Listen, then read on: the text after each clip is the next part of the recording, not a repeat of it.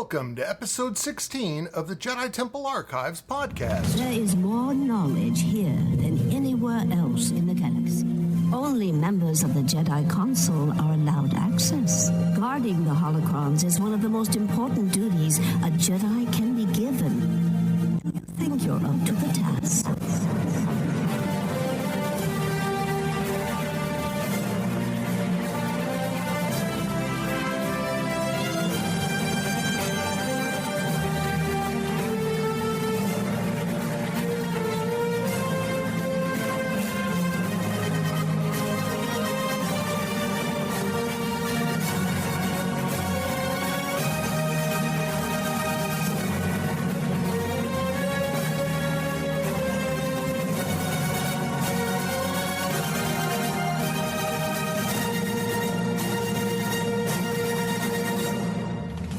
Star Wars fans, and welcome to another episode of the Jedi Temple Archives podcast. I'm your host, Rob, and we're recording this episode on Monday, July 1st, 2019. I've got my trusty co-host, Tom, back with me again this week. Tom, welcome back to the show. Thanks, Rob. Good to be back with you and celebrating another great Star Wars character today. Yeah, and this is actually one that I've been looking forward to really ever since we started the podcast. It's another character that if you're a casual Star Wars fan, if you've seen the films and maybe some of the animated shows, depending on what you've seen, you may not have ever heard of him before. But if you're more of a hardcore Star Wars fan and we're into reading the expanded universe, this is a character that existed in that expanded universe that essentially went into Legends and has now been brought back into canon through both Star Wars Rebels as well as some new books that have been coming out over the course of the past year or so. And the character that we're talking about is none other than Thrawn, who we have alluded to on this show previously. So I'm going to go ahead and give his full name a shot, and I'm not making any promises about this. May the Force be with you. Yes, thank you so much. Yeah, his full name is actually Mithron Nuruodo. And pretty good. I think that was pretty good. It's those two vowels in that last chunk of his name that throw me off every time. So, and obviously because so many people would have trouble saying that name, it's just been shortened to Thrawn. He is a member of a race called the Chiss, and in earlier shows we have kind of talked a little bit about kind of how the galaxy is laid out within the Star Wars universe, and that concept that once you get beyond those outer rim worlds, places like Batuu, that's really right there on the edge of that unexplored space known as the unknown regions. The Chiss actually live within the unknown regions, and so this is a group of aliens that is not seen within the Star Wars films. It is there's only been very light contact at the time of most of the events that we're watching. But this character, Thrawn, is certainly the preeminent Chiss warrior, and that was recognized by Emperor Palpatine, and we'll get into a little bit of that backstory in a few minutes. But suffice to say, the homeworld that he's from is called Xilla, and that is the home of the Chiss Ascendancy, again in that unknown regions portion of the universe. And these aliens are blue-skinned, they've got glowing red eyes, angular features. They're generally, indistinguishable from humans other than those features. But what sets them apart, and Thrawn specifically apart from many of the other characters you've seen in the Star Wars universe, is he is just the preeminent tactical mind of his time.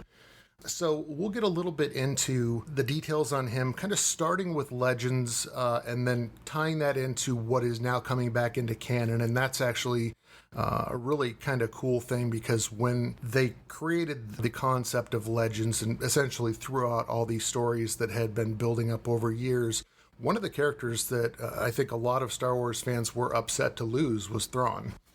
Tom, do you recall much of Thrawn from your reading previous to that? Yeah, I did read the Timothy Zahn, the trilogy that he wrote that kind of came out not long after Return of the Jedi. That was really a great trilogy, and really focused on Thrawn and what happened in the aftermath of when the Empire fell essentially after Return of the Jedi. And I just thought he was a captivating character, and he really stood out as one of these amazing. You know, he's just had so much depth to him, and he was just so interesting the way he approached, trying to basically, reestablish the Empire. It was really a fascinating story to follow. Yeah, and actually, one of the interesting things kind of about the timing of these books is that we just finished up watching the original trilogy a number of years prior to this. Actually, the Thrawn trilogy started coming out about 1991, so it had been since 83 that we had a new Star Wars film put out in the theaters. And this trilogy was really considered by a lot of people to essentially be what the sequel trilogy was going to be, the episodes 7, 8, and 9. And it really actually filled the shoes of that, at least in my opinion. It was, as you mentioned, it was a great story, super rich characters, including Thrawn. It gave us a lot of the continuing adventures of Luke and Han and Leia. And you kind of got to see the Republic, turned into the legitimate government, the New Republic, at least the Rebellion, I'm sorry. So, it was the continuation of that original trilogy story, and it continued it in a very exciting way, and one that really put your favorite heroes right back in danger's way.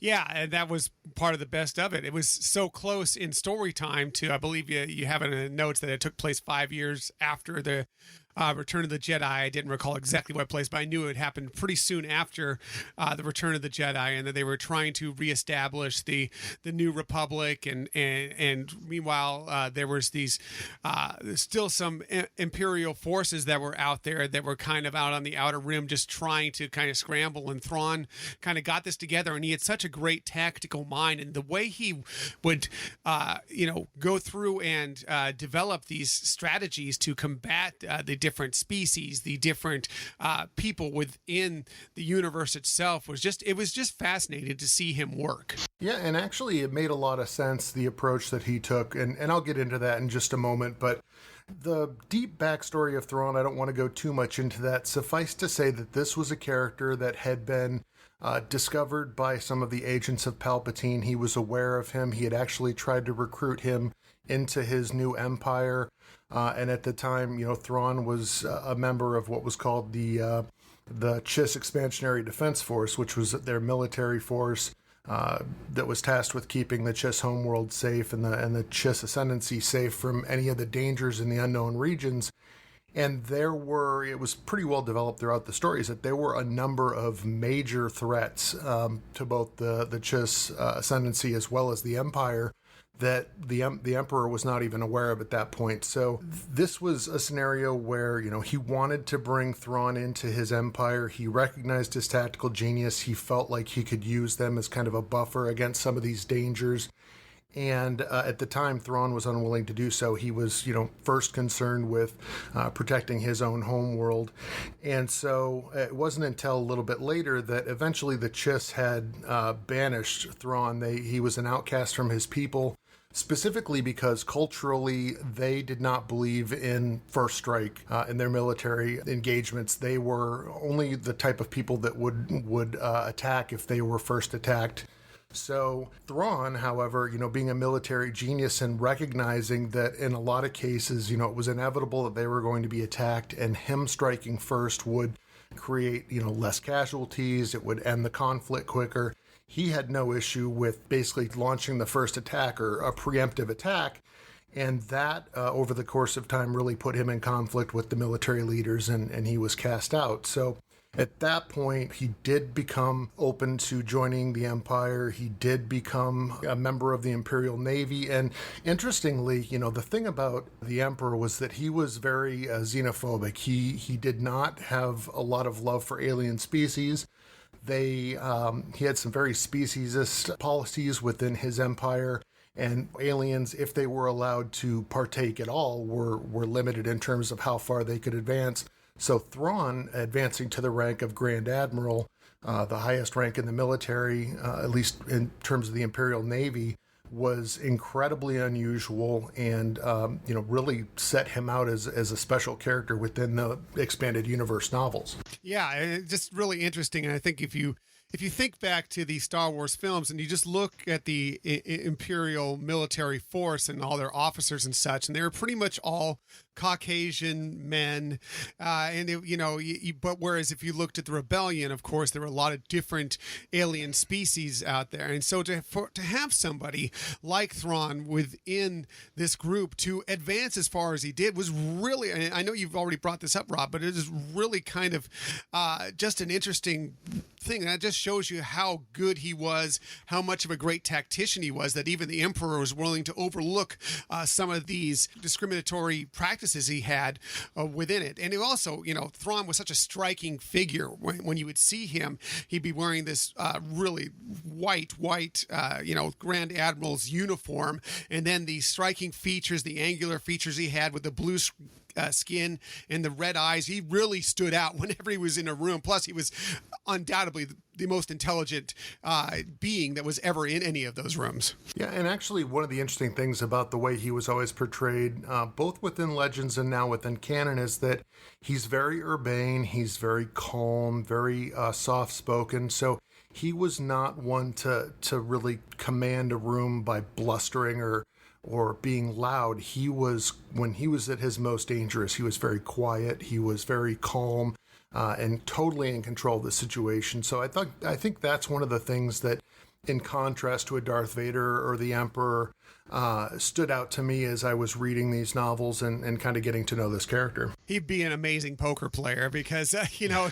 just never quite knew what was going on behind those red eyes, but you could tell he was calculating everything, reading his opponents all the time, both before and during the different attack scenarios. He's just incredible to watch and see or read about how he would go through these processes. Yeah, and very much in the vein of what you're talking about with him being an amazing poker player, he was very much about reading people both on an individual level. I mean, he would notice every muscle twitch, he would notice every tightening of the shoulders, every facial tic, and could very much tell what a person's thoughts were just based on those things alone. But at a larger level, or at a higher level, the thing that made him such a military genius is that he would really approach military ventures from the standpoint of know your enemy. And so his approach was always to examine the artwork of a various species,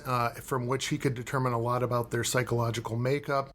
And that was what he used then to determine, A, how they were going to attack or how they were most likely to attack, and then generate an effective strategy to combat that. But he also could tell what their cultural blind spots were, and he knew exactly how to exploit those in order to take advantage of a situation and essentially end that conflict as quickly as possible. Yeah, he really did his homework on everything that he did into this. And, that's what helped him rise to the position that he was in. Again, all these alien species were being discriminated against within the Empire, but Palpatine could see how strong he was. Yes, he kind of sent him off to the edge of the galaxy. We didn't want him to be the face, at least in Legends, to begin with, of the Empire, but he knew how important he could or would be as a military leader. Yeah, and the other really interesting thing to me about Thrawn is that he is not an evil character by any nature.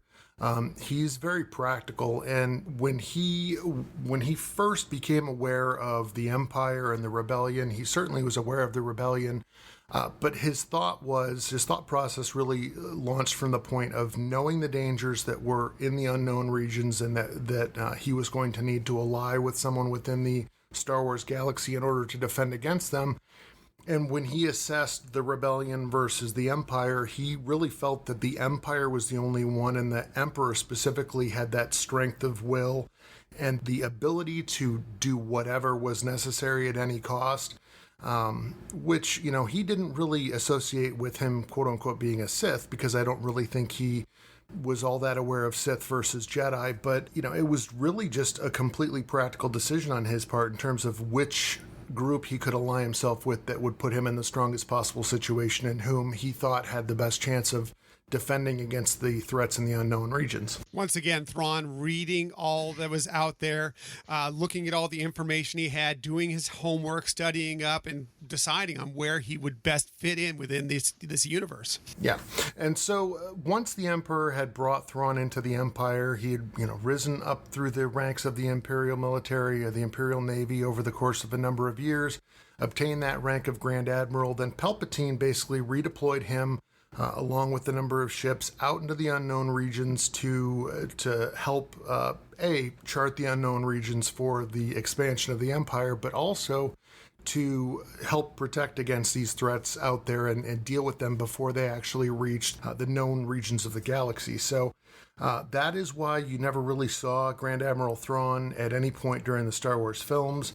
And to Tom's point earlier about how he reappeared a number of years later and essentially quickly assessed what the situation was and started pulling together the remnants of the Imperial military to strike back against the New Republic.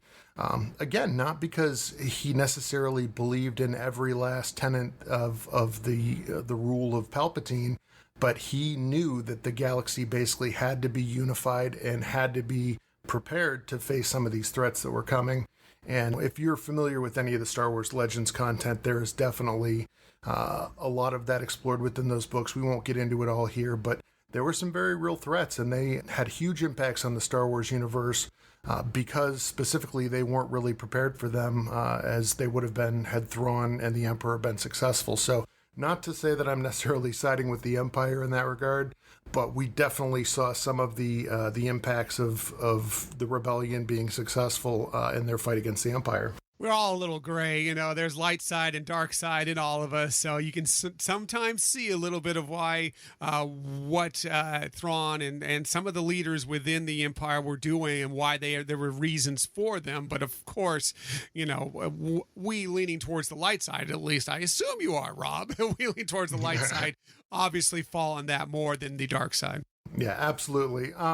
A couple of other interesting things that were kind of tied in with the Thrawn stories within Legends, and that we've actually started to see a little bit of their reappearance within canon now. The first is something that I mentioned way back in episode, I think it was 4, when I dealt with lightsabers.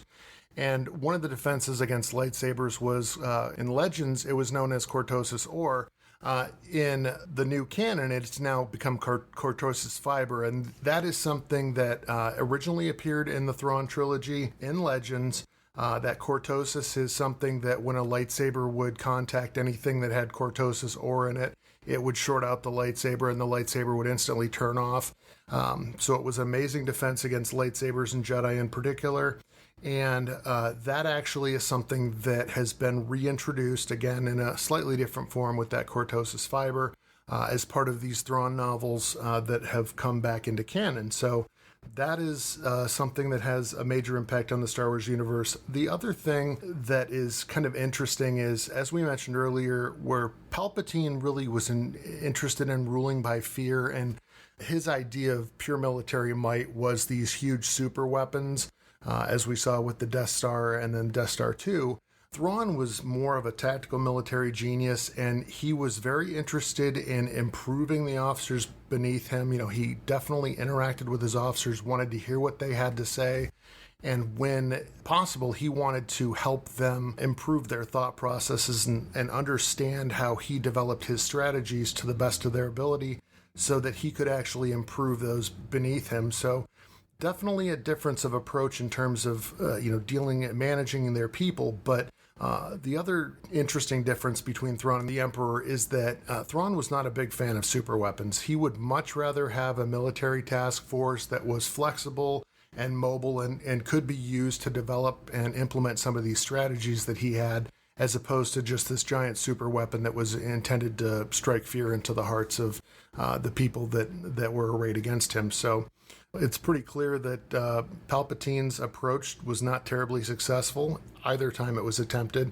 And you definitely get a chance to see, certainly within Legends, and again, it's reemerging within canon, how effective the strategies that Thrawn implemented would be. Yeah, well, and also with Thrawn, I mean, he was obviously not a proponent of genocide much as sometimes in many ways the Emperor was, as Palpatine was, and thus not wanting the super weapons. Why would I want to wipe out an entire planet? He appreciated, as his studies took him into all these different cultures, all these different species. He appreciated them for what they were. He wanted to use that information to help him defeat them, did not want to completely wipe them out. He just wanted to have order throughout the galaxy without, and again, it goes back to, like you just stated, Rob, the Emperor Palpatine ruling through fear rather than trying to support these groups like Thrawn did. Yeah, and it was pretty clearly stated that both within Legends and now again within canon, and we've seen it within Star Wars Rebels, that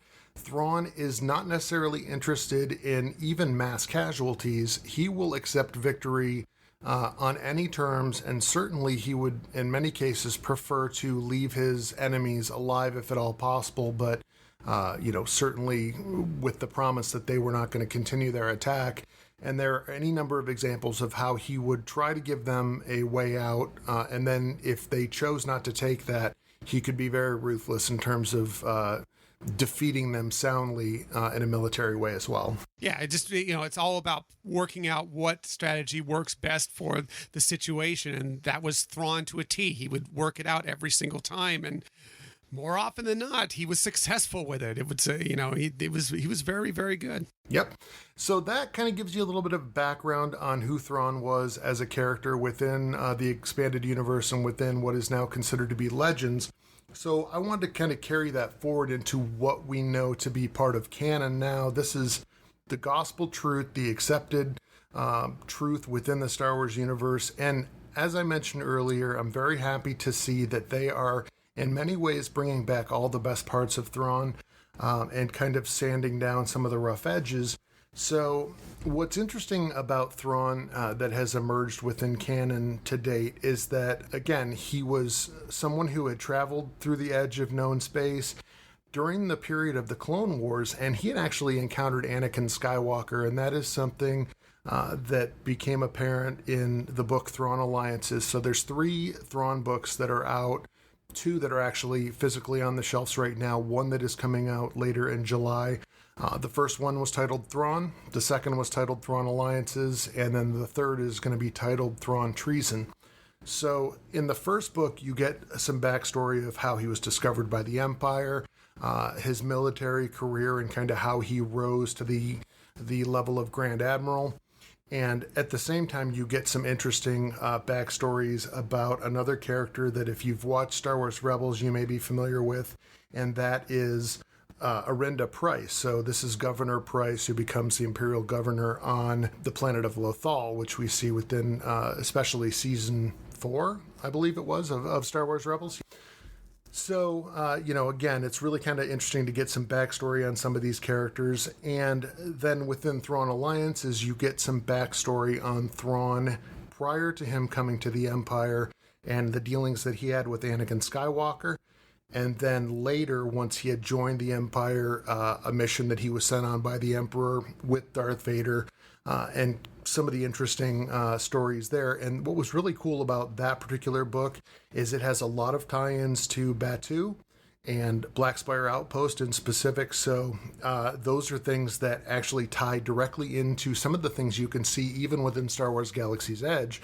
It is my understanding, and I'm looking forward to getting a look at especially Oga's Cantina, because that is the site of a couple of key scenes within that book. And there are supposed to be some blaster burns on the wall behind the bar that are tied to a specific battle within that book.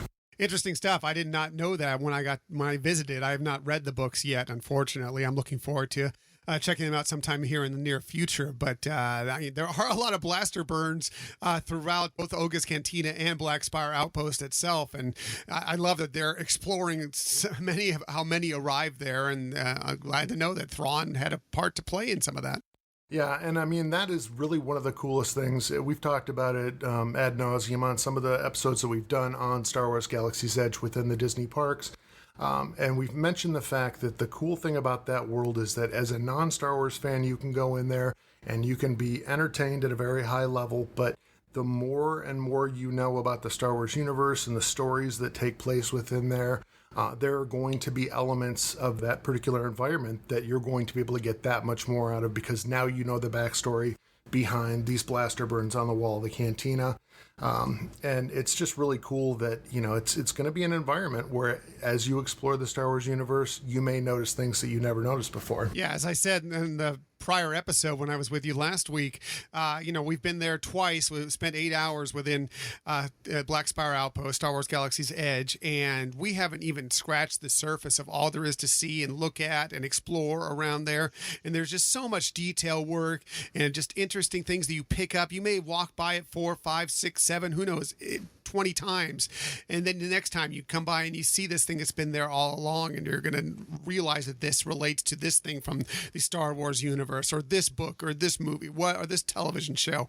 And it's going to strike you and be fascinating. Yep. So, as I mentioned, we've got the origins of Thrawn and his interaction with the galaxy proper within the books has to do with him and his interactions with Anakin Skywalker. While Anakin is out kind of exploring Batuu and specifically Black Spire Outpost looking for Padme, who's gone missing on a mission to coordinate with one of her handmaidens. And then it takes a break from that, and it then spills into what we see within Star Wars Rebels. So kind of how I'm going to approach this is I don't want to go too deep into the contents of any of these books. The books have been out a much shorter period of time. I don't want to ruin the main storylines for anyone who wants to read those. But the events of Star Wars Rebels, I think, have been out there long enough now where we can talk a little bit more openly about those without it being a spoiler. If you are someone who wants to watch Star Wars Rebels and are concerned about spoilers, certainly feel free to skip this portion of the show because we are going to be talking about some of that content. So I just wanted to make sure that everyone was forewarned.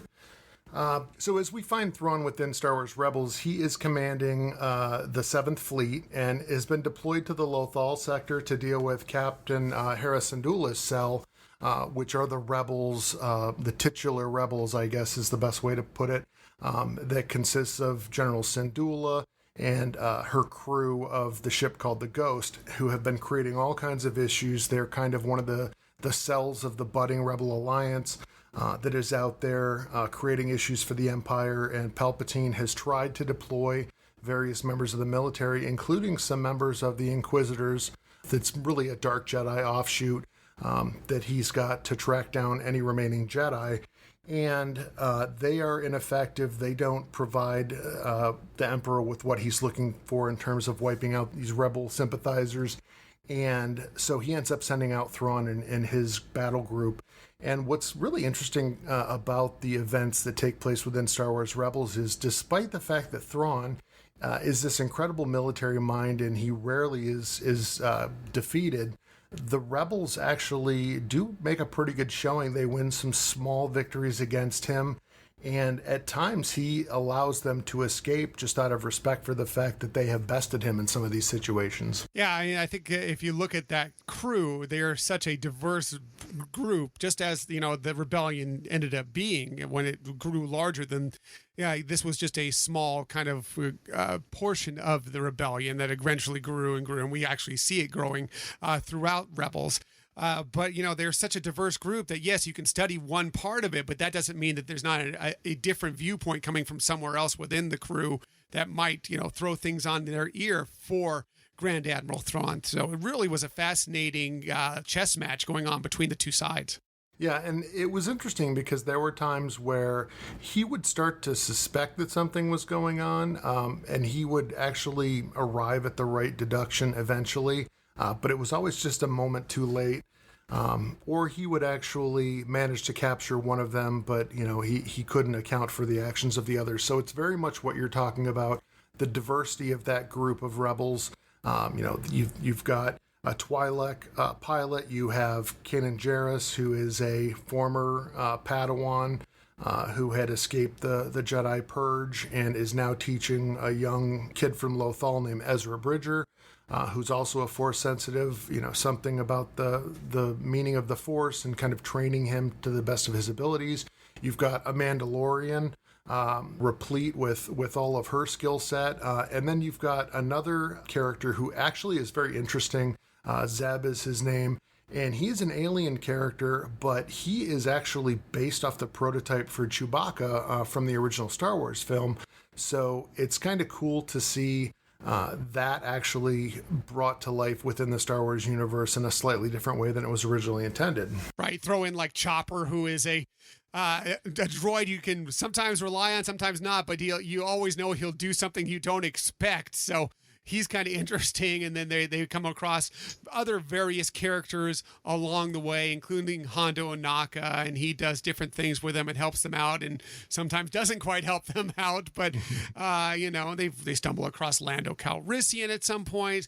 Just really interesting the way this world formed, and it was just a very interesting group. And of course, there was always still Yoda out there. He knew that this group was together, and he would kind of help them out a little bit when he had the chance. It's a fascinating show. If you haven't seen Rebels, obviously we're giving away a lot of it, but please check it out. It's a really good show. Yeah, I mean, we're giving away parts of it, but I still think that, again, the devil is in the details, and a lot of the enjoyment from that particular series is very much in the details and seeing the development of these characters. So I think that there's still a lot of value in watching that.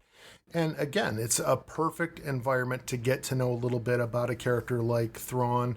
We already covered Ahsoka in an earlier episode. She's another great character that you wouldn't know about unless you had really watched the Clone Wars and to some degree Rebels. And there's also some great Easter eggs in some of the films if you are someone who watches Rebels, especially within Rogue One. There's a number of references. Chopper makes an appearance in that particular film. The Ghost makes an appearance in the final battle over Scarif. So, and General Syndulla is actually referenced within the Massassi Temple there on Yavin. So there's a lot of really cool things. Again, just like Galaxy's Edge and Black Spire Outpost, Star Wars films in general contain a lot of layers of detail that you will get more out of as you become more and more familiar with these characters from all of these surrounding series. I completely agree. I still remember seeing Chopper rolling across the tarmac there. Like, oh, there he is. It's Chopper. He's still around. Because you just didn't know when Rogue One came out, it was still in the midst of Rebels, and you didn't know what the outcome for all these characters were going to be at that point. So, to see as we're going into, just prior to the Battle of Yavin, to see that some of these characters were still around and still existed, it just kind of led to, your thoughts process as the show wrapped up itself. Yeah, and getting back to, kind of how this ties in a little bit more with Thrawn, as he's having these engagements with the rebels, there comes a time, it's at the Battle of Atollon, where he suffers a defeat at the hand of the rebels, and Palpatine recalls him and sends him off on a mission with Vader back out to Batuu, due to the fact that Palpatine had sensed a disturbance out there and wanted that investigated. And what was really cool about that is that kind of over the course of his interaction with Vader, again, you're dealing with Grand Admiral Thrawn. He's incredibly intelligent. He picks up on a lot of nonverbals, and he actually is able to deduce kind of over the course of their working together that Vader actually was Anakin Skywalker. So it's just a testament to his intelligence and his ability to read a situation that he was able to pick up on that.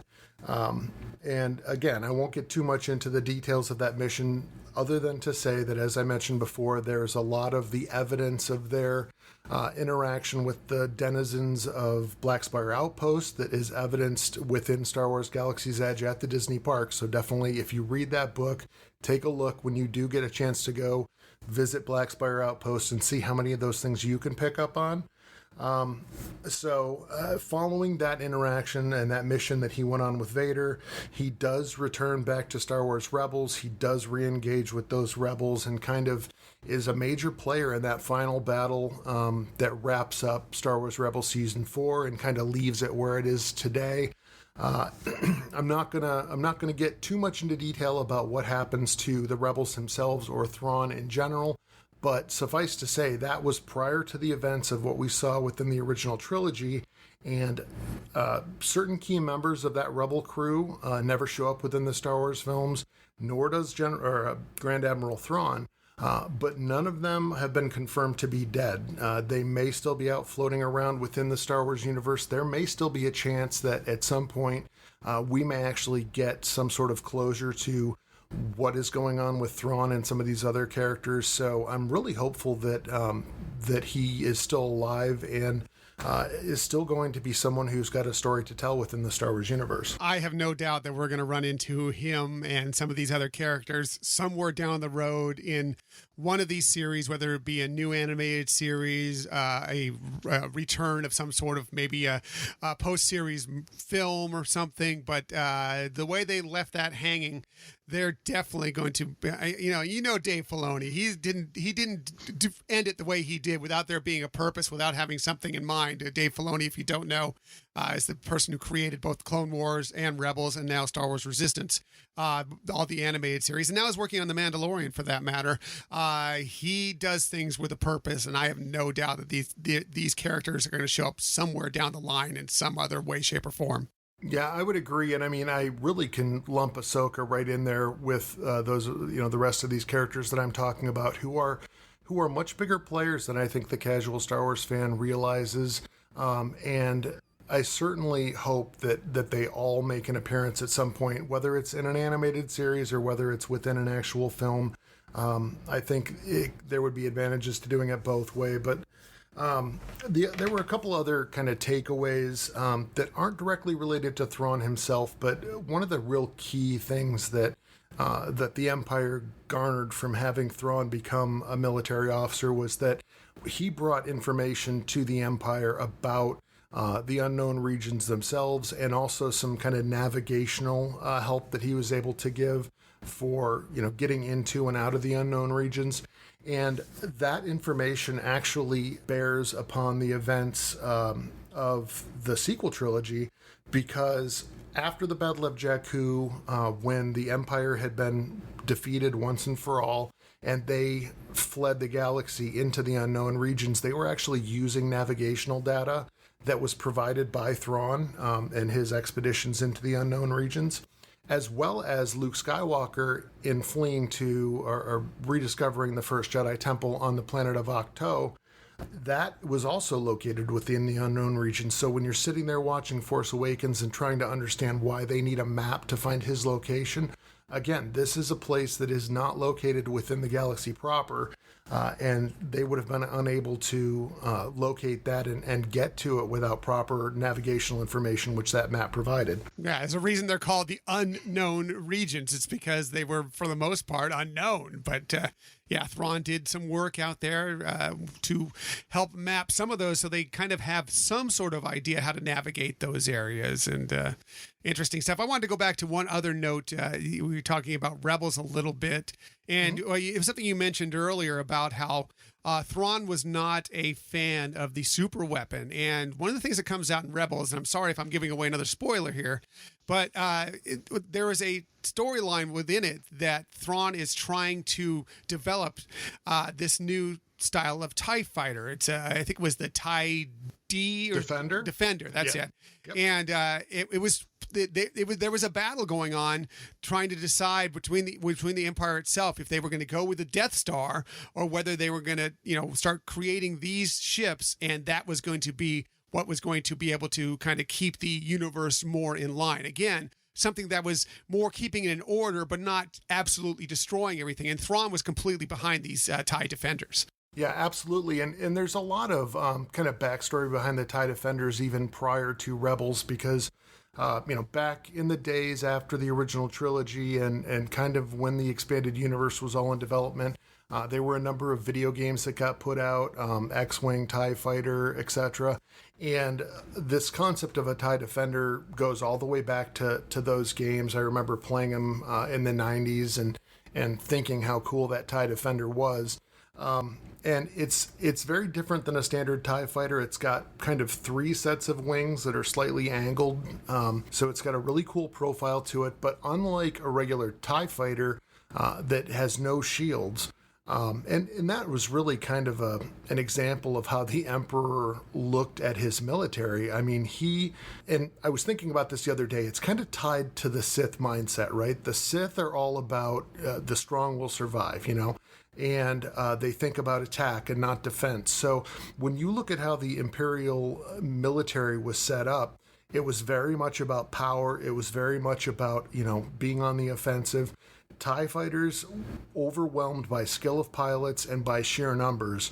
And what Thrawn was doing was, he placed a lot more value on these skilled individuals. And why would you want to put them in a vehicle where a lucky shot might take them out of the fight completely? So he was much less wasteful with his resources. He developed this TIE Defender. It was faster than the fastest TIE fighter. It was more powerful than any other TIE fighter they had. It actually had shields that were heavy shields. And it was really just the preeminent fighter. And then when you consider the fact that you have these highly trained Imperial officers that are being kicked out by the Imperial Academy, it really made for a devastating combo and something that the rebels were having a huge issue dealing with. But again, the Emperor was kind of caught in this issue where he had to choose between placing his funding behind the Death Star or behind this TIE Defender program.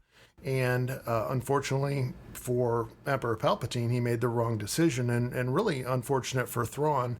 Although I'm always going to be happy that the rebels pulled that out. Yeah. Also, that ship also had a hyperdrive, so it meant it didn't need another, a giant Imperial ship to carry it everywhere and then release them. It could get to wherever it needed to very quickly. Yep. But yeah, I mean, and part of that, of course, was that as you go through the storyline, the reason why this failed was because this group of rebels discovering it and kind of thwarting it at every turn, knowing that this could have been a game changer within the rebellion, essentially. Yeah, and actually that kind of ties back to another thing, and it's really more on the backstory of Thrawn from the legend standpoint, but it'll be interesting to see if any of this ever comes out back into canon. But one of the things that was brought up was, the Empire at the Battle of Endor, when the Death Star was blown up, the Empire still outnumbered the Rebel forces just in sheer ships and manpower.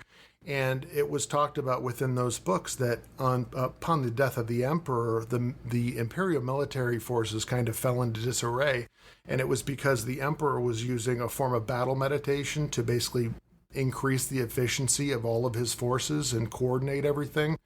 And his death actually kind of caused a backlash that kind of threw everyone into a bit of a kerfuffle, I guess we'll call it. But, disorganized those forces to the point where they were able to be routed by the rebels. So, it fit very well with what you'd expect from a Sith Lord, right? He's all about control. He's all about driving his will forward through the use of his forces. So, there's a certain psychology, I think, to the Sith that is a lot about what their weaknesses are and how those ultimately get exploited to defeat them in a lot of cases.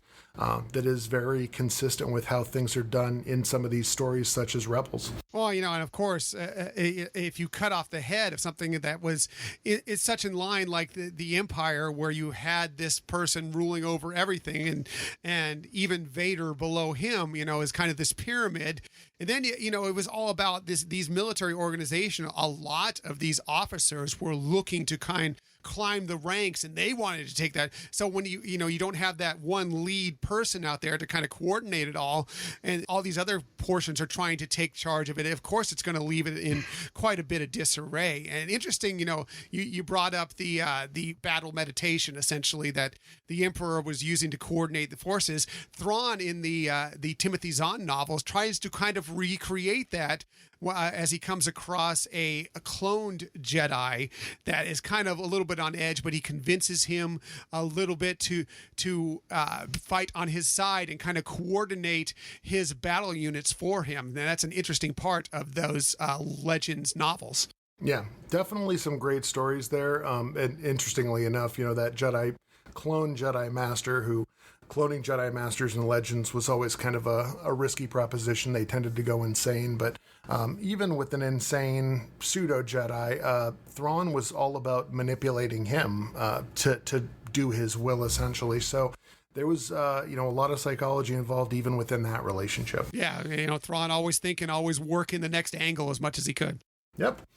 All right, so that'll pretty much tie it up for our main topic. Tom, did you have anything else you wanted to throw in there? I did appreciate the TIE Defender tie-in because that actually is a great point that goes well with the kind of the angle with Palpatine and his super weapons. Thanks. I'm glad I could add something to this conversation. No, totally. I just love Thrawn. I think he was a great character. I was excited when he came back into canon. I'm excited because I really believe we're going to see him in some way in future intimations of this series somewhere along the line, whether it be animated, whether it be live action. We are going to see Thrawn again, and I'm excited to see where they go with the character from here. Yeah, I would love it if he somehow aligned himself with the Resistance or the Republic, if the Republic rises again to fight off some kind of external threats to the galaxy. So we shall see if that does pan out. Again, as I mentioned earlier, if you are into reading the Star Wars books, the new book, Thrawn Treason, is coming out on July 23rd, 2019. So if you haven't read either of the first two books, you do still have some time to do that reading before that comes out. I've read the first two and absolutely do recommend them. There's, as I said, a lot of really cool tie-ins with Star Wars Galaxy's Edge. And just, it's fun to see that character brought back to life within canon again. And I would also tell you that even though it's Legends, go back and read the Heir to the Empire trilogy, the original Timothy Zahn trilogy that had Thrawn in it, because I think it's a fascinating story. It's well told. With some very interesting characters. And are they canon? No, not at this point, but you never know when some of these characters might make an appearance. Yeah, and it does bear noting that Timothy Zahn was brought back to rewrite these Thrawn novels, so it is cool that the guy that essentially created this character out of nothing and is the most intimately familiar with him is the one bringing him back into canon again. So he clearly understands, what parts of that character are valuable. And I, as you said, I think that there's probably a greater plan behind that, but we shall see. Also, kind of as part of our HoloNet news update this week, I did want to point out, if you are not familiar with the Star Wars Galaxy of Adventure shorts that are out there on the Star Wars Kids YouTube channel, there were 3 new shorts that were released over the course of the past week. One was the Jedi versus the Sith, one was about Boba Fett, and one about Solo. Definitely go check them out. They are a great way to kind of introduce people that are not familiar with Star Wars content to the Star Wars universe. They're definitely not just for kids. They're just cool little short snippets that give you some of that backstory in kind of a fun and entertaining way. Yeah, you can get through them pretty quickly. They're about a minute to 90 seconds long each, but they use the sound bites from the actual films, and it's got great animation. They're just really enjoyable. I love the one. One of my favorite ones is the one that kind of tells the story of what Han and Chewbacca went through when they left Yavin to pay off their debt and instead decided to turn around and kind of get back into the battle to destroy the Death Star. I just thought that it was fascinating to me. And when you watch it, it just gives you chills. It's really, really cool. And yes, like you said, Rob, these are great ways to kind of indoctrinate possible Star Wars fans into this universe in just short little, this YouTube smartphone generation, how they can be involved in it. Yeah, if you're going to brainwash your children, this is a great way to do it. Star Wars is a totally acceptable way to do that.